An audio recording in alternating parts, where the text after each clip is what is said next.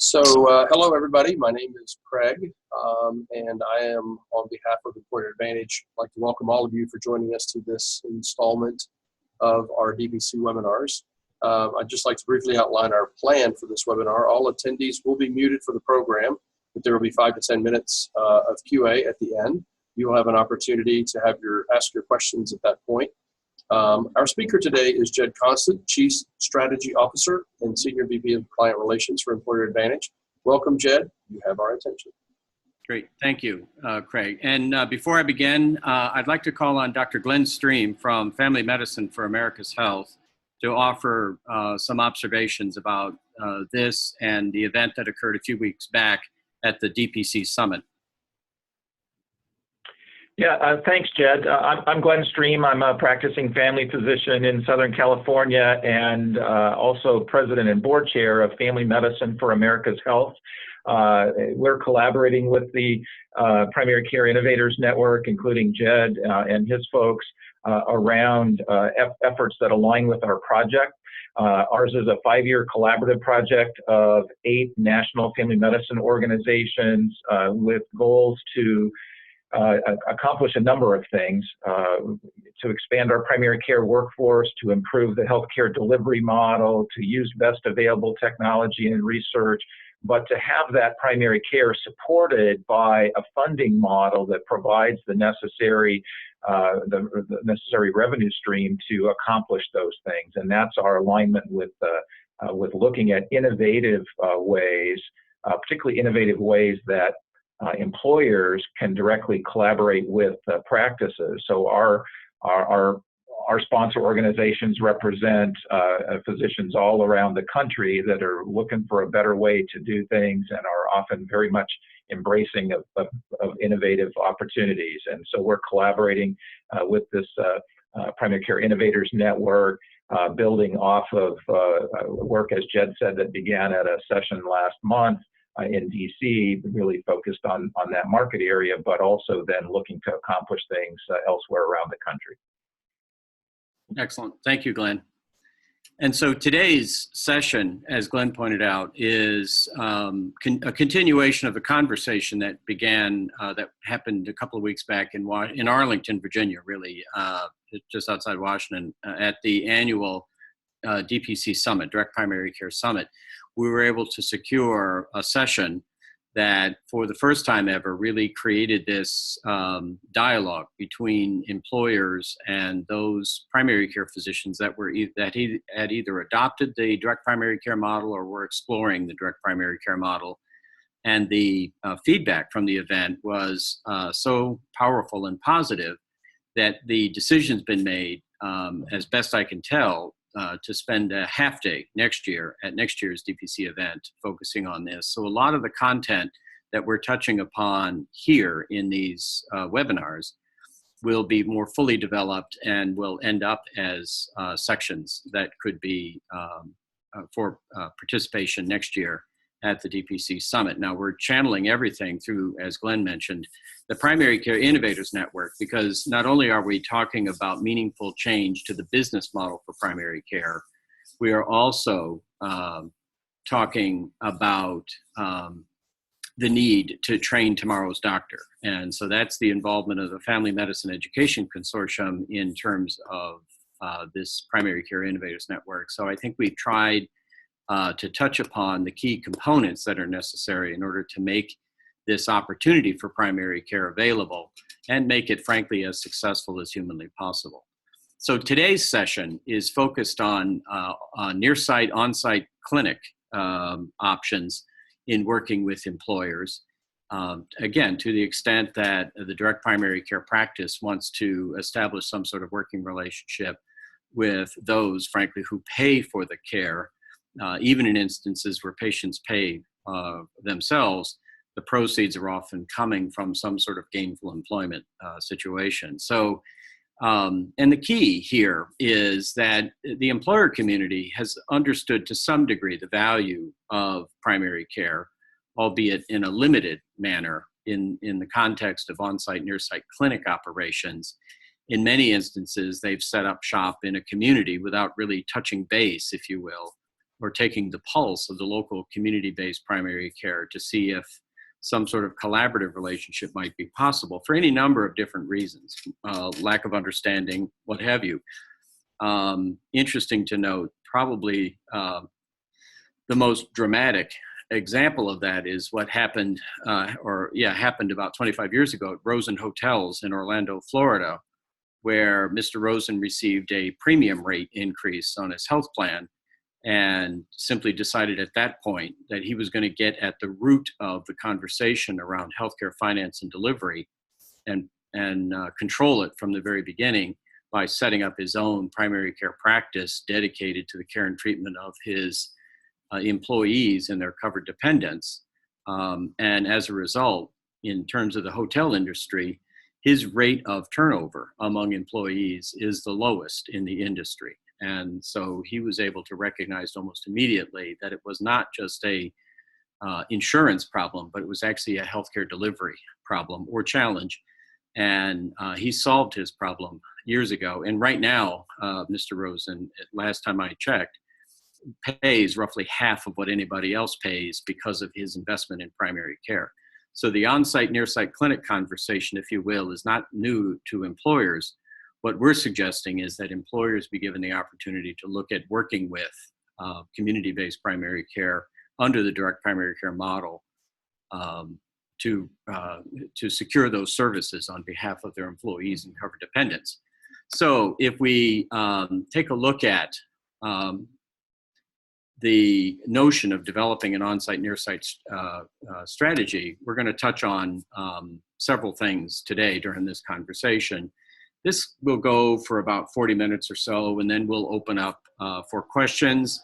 And you'll have two different ways of, as Craig points out, you'll have two different ways of presenting your question. You can either post it in the Q&A box, or you can ask questions at the end by unmuting your microphone.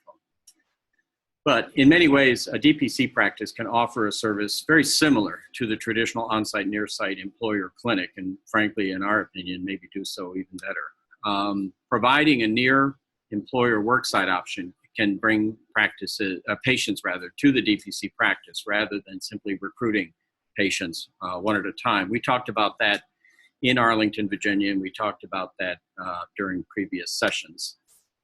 We're going to look at the characteristics of near-site clinics, and we're going to talk about what some of the employer expectations are based upon some survey results that are publicly available.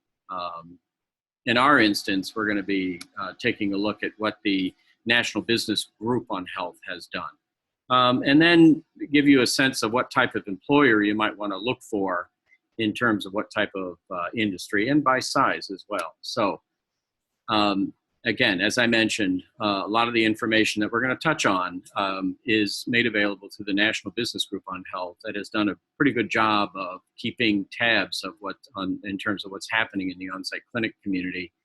There are several other organizations out there that are becoming increasingly involved in monitoring what's going on in terms of on-site, near-site clinic. There is a Worksite Wellness Association that's out there. So sources of information are available from a variety of perspectives. So an overview of the on-site clinic industry helps us realize that it dates back to 1860. It's been around for quite some time. The concept is not new in the sense that it's also, for those of us that understand the so-called HMO industry, it dates to the idea that you needed to bring healthcare to the population of employees based upon the particular industry. And in this instance, dating back to 1860, in order to address the healthcare needs of the railroad industry and the mining industry. Following that, it sort of peaked in 1920 during the Industrial Revolution, but diminished during the Depression. It was one of those elements of, in addition to cutting jobs, they also cut perks and services around employees. The modern day focus has been on a controlled point of entry into the healthcare system. The idea that if folks were receiving greater access to prompt care acute care, then the chances of them spending money downstream could be lessened to some degree. And so currently what appears to be the common theme is an interest among employers to have some sort of controlled point of entry into the healthcare system as a way of impacting what they spend annually. And currently there are about 800 to 1,000 employers who offer some form of on-site, near-site clinic or primary care capability.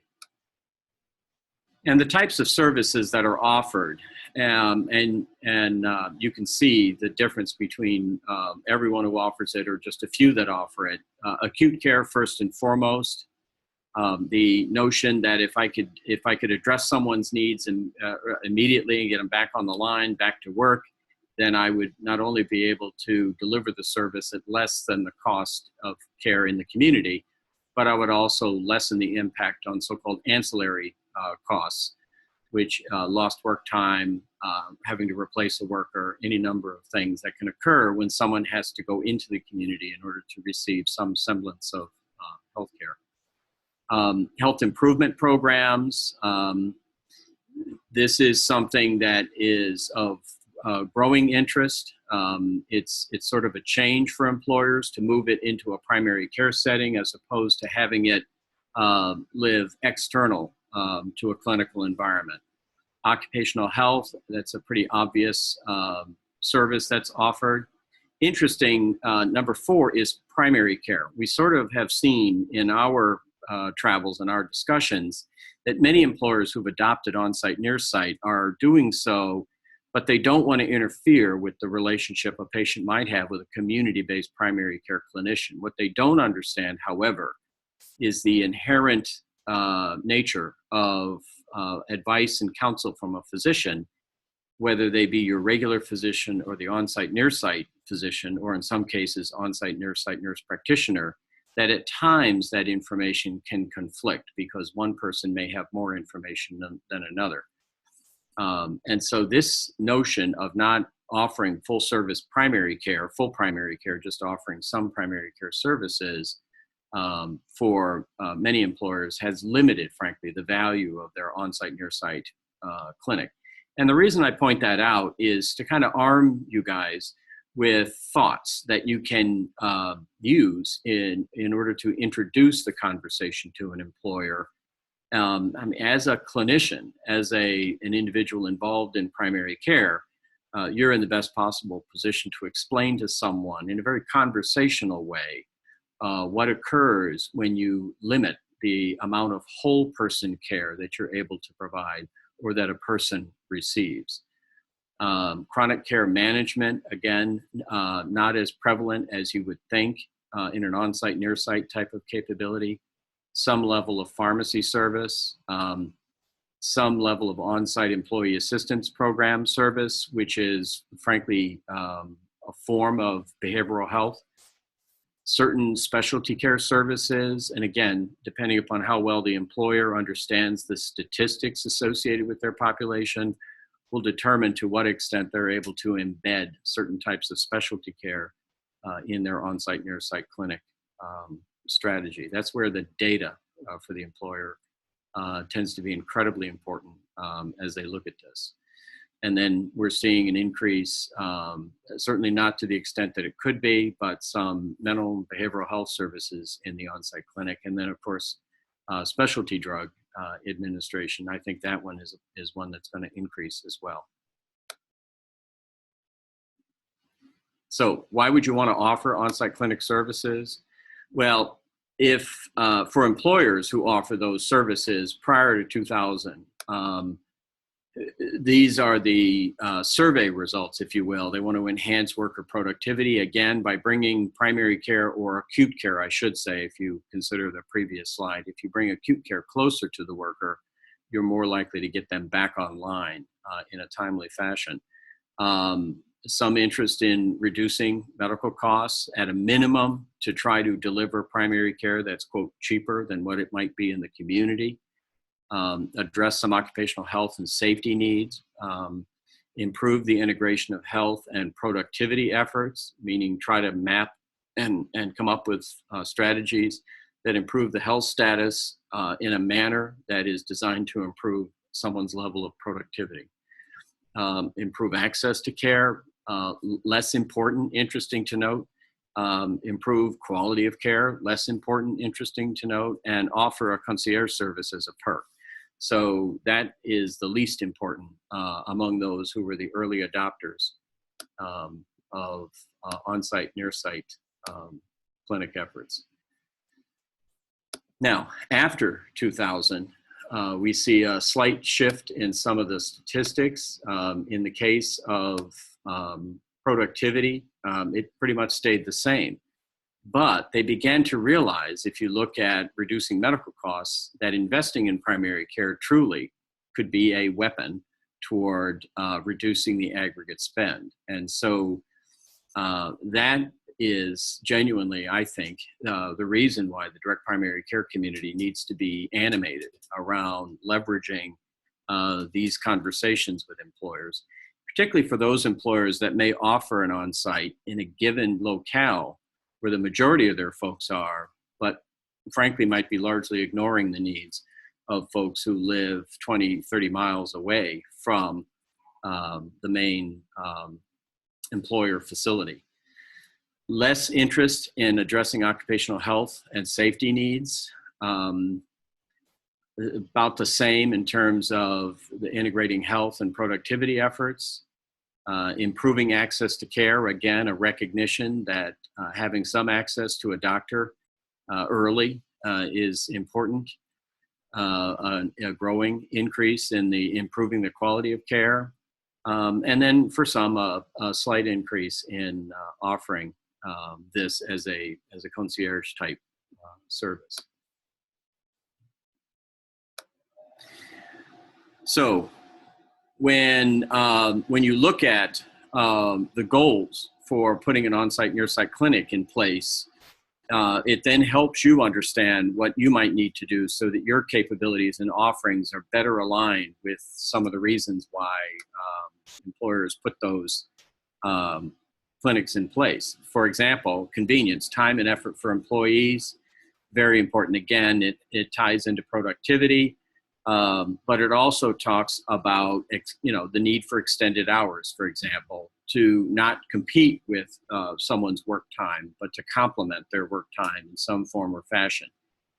Better access to preventive care. With the Affordable Care Act, it drew new attention to the notion of preventive care and the need for preventive care, and frankly, the redefinition of preventive care, that it's more than just an annual physical, if you will, and in fact, an annual physical is anything but true preventive care, and so that is an important element too, and where you have the opportunity to sort of talk about your practice style and how your approach to preventive care has a greater impact on a person's overall health status, health literacy, and ability to improve their own circumstance in this relationship with you. Encouraging employees to make better use of health and wellness programs. I think this is a true recognition of the fact that a standalone wellness program in and of itself is nothing more than high-level informational and not necessarily tied directly to the issues that that particular covered individual might be facing. And so to really look at what you do, which is something that we have been promoting for some time now, is to embed the employer's health and wellness strategy inside primary care. So it's living inside a clinically valid environment, and there's greater accountability for its success.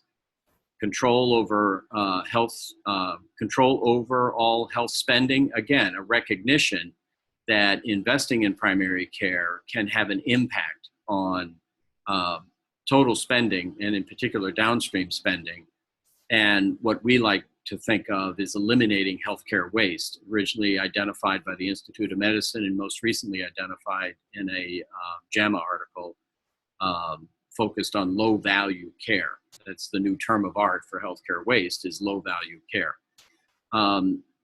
To to be involved in an on-site near-site clinic, particularly one that had a robust health and wellness program. The employer wanted to be viewed as someone who, with a real commitment to the health status of the person who worked there. And so they were going to make these services available in the best possible way. And there are several employers across the country that are actually leading the way in terms of transforming their on-site near-site clinic into more of a full-service primary care capability that has that type. In fact, many of them are renaming their on-site clinic to the wellness center in order to really tie into that. And finally, the idea of attracting talented employees, it is genuinely viewed as something that is coveted by employees because it extends the value of the benefit plan, particularly in instances where access to care through the on-site near-site is available either at no charge or a very nominal charge. So when you think about what you offer and you think about how you present yourself to an employer, think in terms of these elements and be able to talk conversationally about them in terms of what it is that, how you're configured, how you're set up, and how it aligns with these. So employer characteristics, what do they look like? How big are they? If we take a look at employer by size, in terms of how many of them are just occupational health and how many are also primary care, you can see that the bigger employer, the medium-sized employer is using it for occupational health and primary care, but not as much for primary care as they could. And the number that are looking at expanding the use of it for occupational health, and the number that are percentage rather, they're looking at adding or expanding primary care. Then when you get to the so-called jumbo employer, which is 20,000 or more, you can see where they are in terms of currently offering occupational health and primary care and considering it, and those that aren't considering it. So it suggests that not just because an employer is of a certain size doesn't necessarily mean that they've come to that same revelation of adding a full service primary care capability.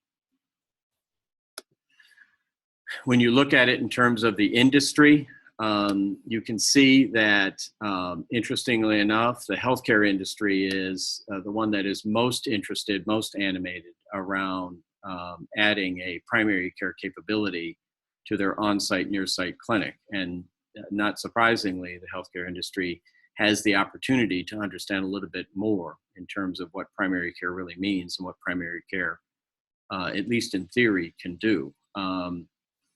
So it suggests that if you're going to target an employer, then frankly, it makes sense to look at healthcare providers that are in your community that are of size, and presenting to them, government entities presenting to them, manufacturing, but financial services, not so much, wholesale retail, not so much. And so, again, we've talked to and worked with some DPC model practices who have not necessarily aligned their efforts with this type of level of interest among industries.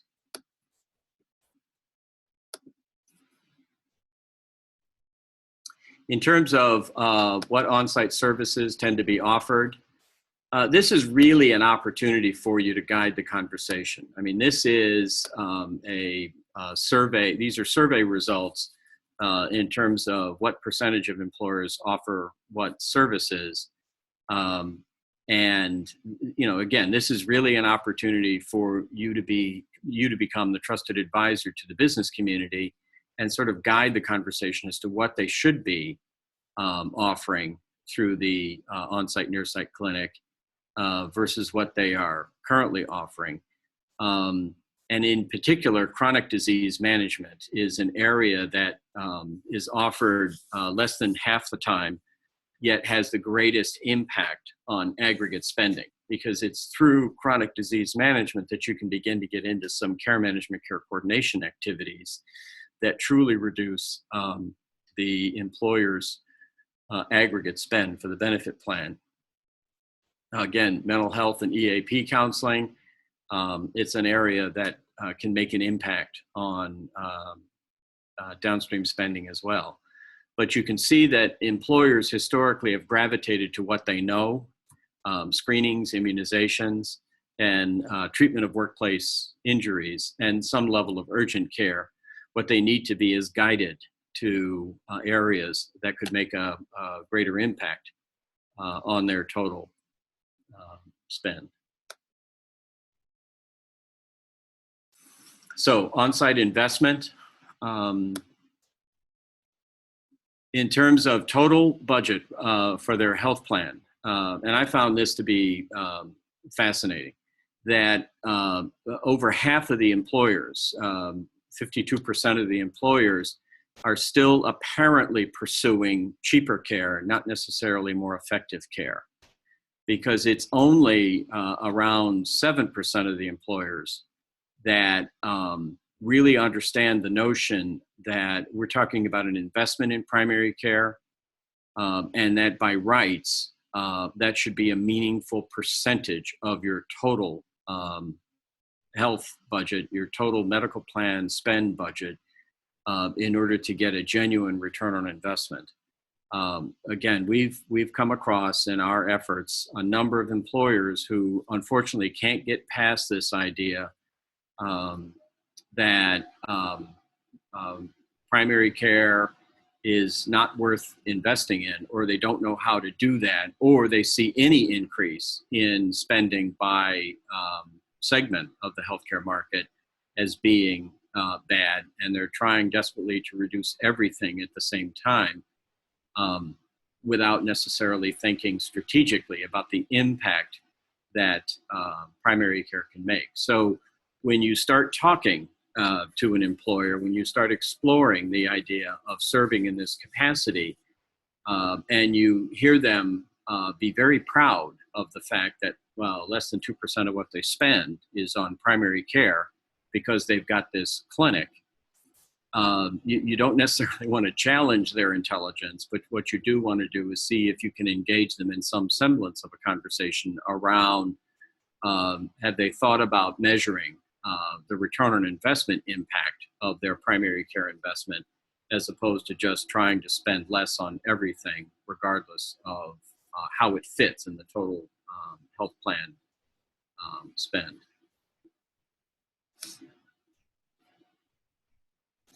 The types of clinical relationships between employers and on-site clinics, well, the granddaddy of them all is the employer-owned, the maximum controlled primary care environment, if you will, where the employer owns the clinic. It's the Mr. Rosen situation with Rosen Hotels in Orlando. The employer controls all the clinic operations. They employ the personnel. They may or may not employ the clinical team. It depends upon what the state's laws look like around the practice of medicine. They make decisions about vendor integration, which vendors will be worked with. It really runs as a division of that particular employer, often channeled through human resources in order to pull it in within the benefit plan operation. The result of this high control, again, depending upon how much they're investing in this employer-owned clinic, but the result of this is incredibly high control, a higher risk, because if something goes wrong, the employer genuinely is in the splash area for some sort of action following that. But there's a higher barrier to exiting the model for that employer. So if you find that the employer owns a clinic, you need to learn more about that relationship in order to determine whether or not you really want to see if you can supplant that clinic with your own practice. a hybrid. This is where the employer contracts with a local healthcare organization, such as a local practice or hospital. The employer attempts to influence the scope of services and vendor integration, gives the employer more moderate control, a lower risk situation, and frankly, an easier exit because they simply dismiss whoever that local clinic or health institution might be. So here's an opportunity to compete with your local hospital. If your hospital is the supplier of on-site clinic services, you don't want to necessarily disparage anybody, but you do want to compete. You want to be able to talk about what your vision would be in this type of hybrid arrangement. And then what you're doing is competing to replace, or maybe even competing in a manner that sets you up as sort of a competitor inside that employer. So the employer is offering both and has the opportunity to see how well you do with your population of patients and how well the incumbent does with theirs. It depends on the financial arrangements that are in play and whether or not the dollars associated with the investment can genuinely follow the covered individual as a patient from the incumbent to your practice. Outsourced is just pure outsource. They've hired an on-site clinic company and that operates solely as an on-site clinic. The vendor, in this case, the clinic operator, has complete control over everything and integration decision. For the employer, it's the lowest level of control, absolutely the lowest risk arrangement, and certainly, again, easy exit because it's that opportunity to just dismiss that vendor. Interestingly enough, if they have this situation, again, you would need to think about a strategy where you put yourself up in a competitive environment where, in addition to the on-site clinic vendor they might be working with, you offer your services as a natural complement. I mentioned earlier, they may offer a clinic for those that are in close proximity to the work site. You may want to offer yourself, particularly if you have the opportunity to kind of weave together a little network of DPC model practices that surround that employer into a virtual network of on-site clinics, or near-site, I should say, near-site clinic services. It nevertheless gives you that opportunity to offer a competitive strategy where you are given the opportunity, frankly, to outperform the clinic vendor. So again, it's not a matter of asking to be the wholesale replacement. It's asking for the opportunity to compete with that primary care capability in order to increase the results, increase the quality, and the level of service.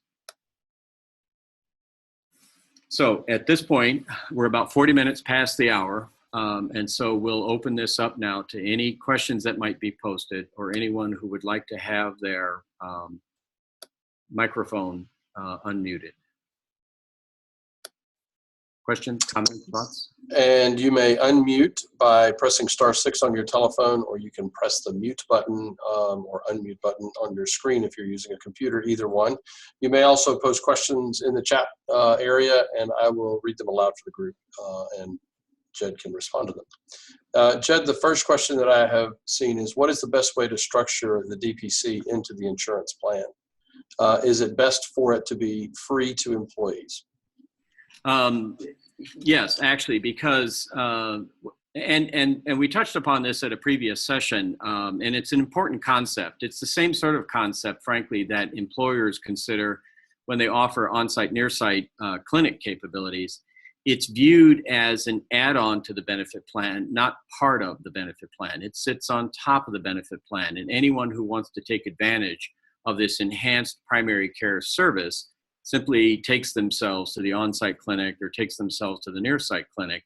And so we're sort of suggesting that this be the same idea when it comes to implementing a direct primary care model arrangement in collaboration with an employer. And that depending upon whether or not the employer has a traditional 80-20 plan or has a high deductible plan with an HSA, that will determine how much so-called free care can be offered as an incentive to the covered individual, frankly, as an inducement for the covered individual to at least give it a try. You want to eliminate any and all barriers to establishing a relationship between the covered individuals and the direct primary care model practice, the direct primary care model physician, because you want to give everyone the opportunity to get to know each other without worrying about whether or not something is covered, in order to implement the best possible chronic care plan or wellness care plan for someone.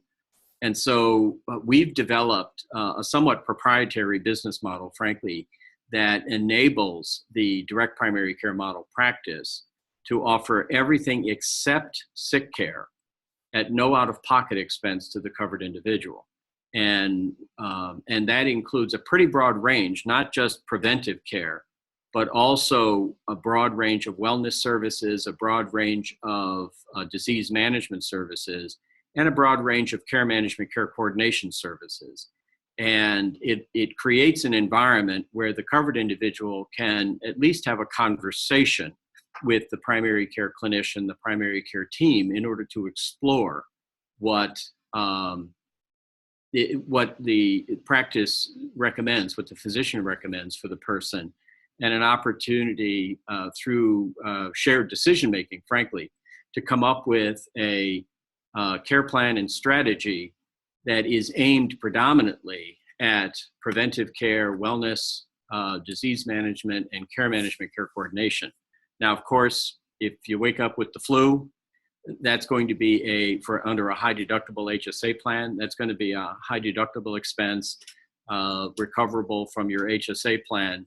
But there are some innovative arrangements that can be developed between you and your primary care team if you have such a plan.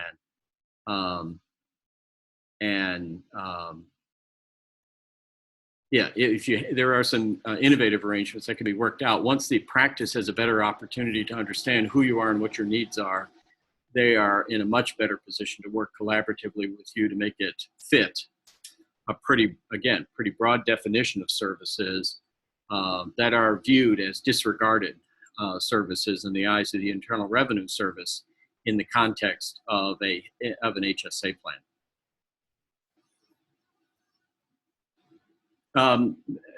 Forgive me, I see another question here in keeping with that. Forgive me, Craig, I didn't mean to get ahead of myself here.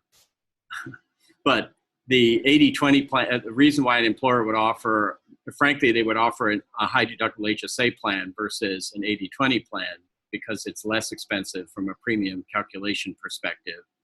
And it's often less expensive even with the add-on of a direct primary care investment being made by that self-funded employer.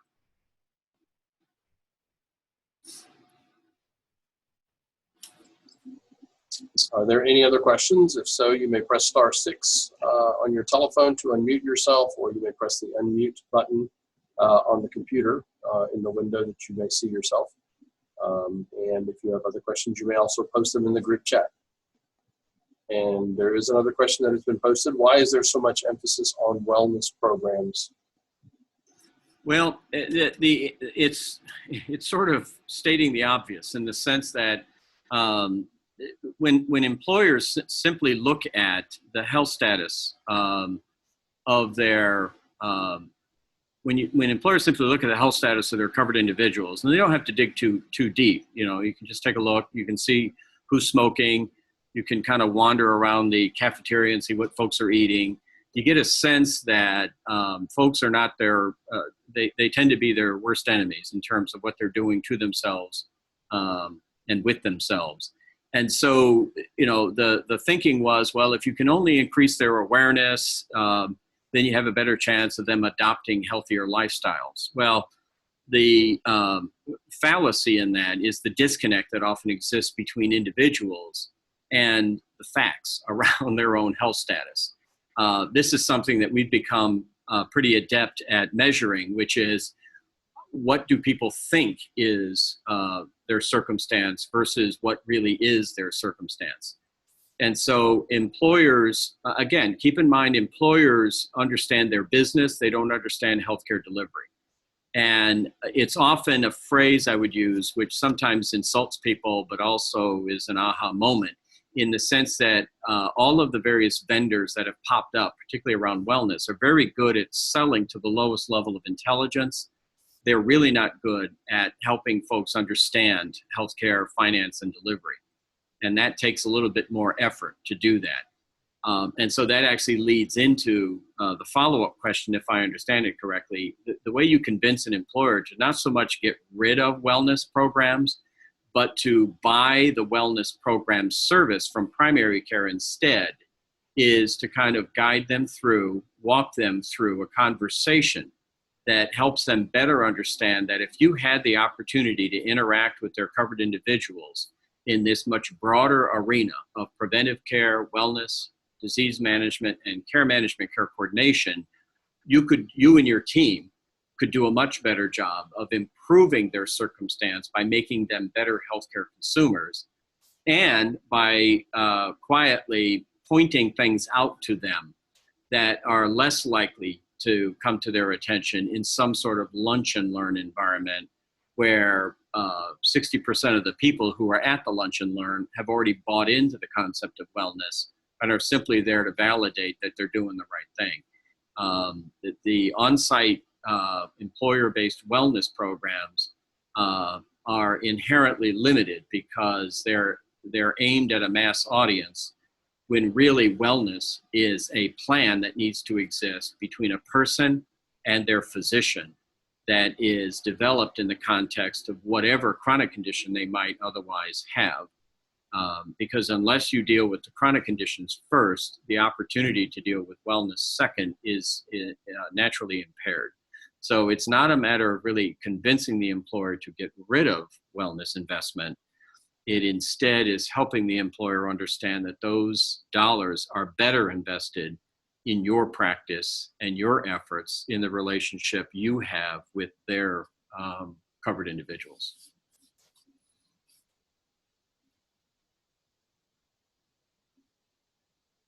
Oh, you're welcome.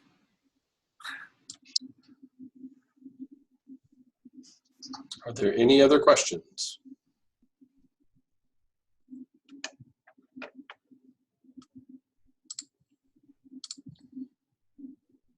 Okay, seeing none, I guess at this time we'll go ahead and wrap up for today. A recording of today's program will be made available soon. If you have follow-up questions for Jed, you're welcome to email him at jconstantz, JCONSTANTZ @eahcs.com. And we would like to thank all of you for joining us today and hope you have a great day. Thank you. Real quick, the recording will be available through FMEC. It'll be posted on various websites. And it will be sent out an email to you. Oh, yes. So if you're registered for this, you'll get a copy as well. Correct. Okay. Thank you, everyone. Take care.